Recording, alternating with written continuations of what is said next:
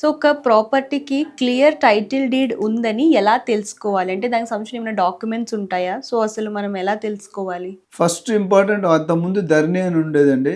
ఇప్పుడు భూభారతి అని ఉంది. అందులో మనం రిఫ్లెక్ట్ అవుతున్నామా అది ఇంపార్టెంట్. రిఫ్లెక్ట్ అవ్వకపోతే కష్టం. అది చెక్ చేసుకోవాలి.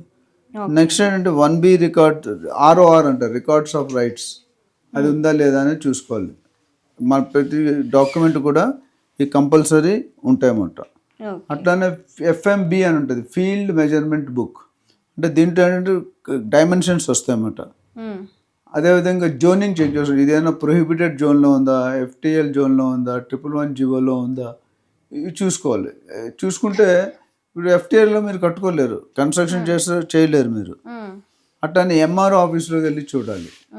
అదేవిధంగా పర్మిషన్స్ HMDA, DTCP, GHMC ఏ జోన్లో ఉంది, R1, R2, R3, R4, industry జోన్లో ఉందా, ఫ్యాక్టరీ జోన్లో ఉందా, రెసిడెన్షియల్ జోన్లో ఉందా, లేకపోతే ఫామ్ ప్లాట్స్లో ఉందా, గ్రామ పంచాయతీలు ఉంది, ఇవన్నీ చెక్ చేయాలి. రోడ్ విడ్త్ ఎంత, పర్మిషన్ వస్తాయా రావా, ఇలాంటివన్నీ కూడా మీరు చెక్ చేసుకోవాలి. చెక్ చేసుకుంటే ఏమవుతుందంటే మీరు కొన్న ప్రాపర్టీ లీగల్ ఒపీనియన్ కంపల్సరీ. ఎవరి దగ్గర లాయర్ దగ్గరికి వెళ్ళి ఒక 5,000 10,000 ఇస్తే మీకు ఒపీనియన్ ఇస్తారు.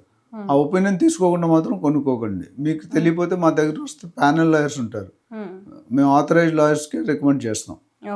సో ఆ రికమెండ్ చేసినప్పుడు ఆ లాయర్ ఎక్స్పీరియన్స్తో పాటు ఒపీనియన్స్ ఇస్తారు. మీరు ఇచ్చినప్పుడు తీసుకుంటే మీ ట్రాన్సాక్షన్ సేఫ్గా జరుగుతుంది.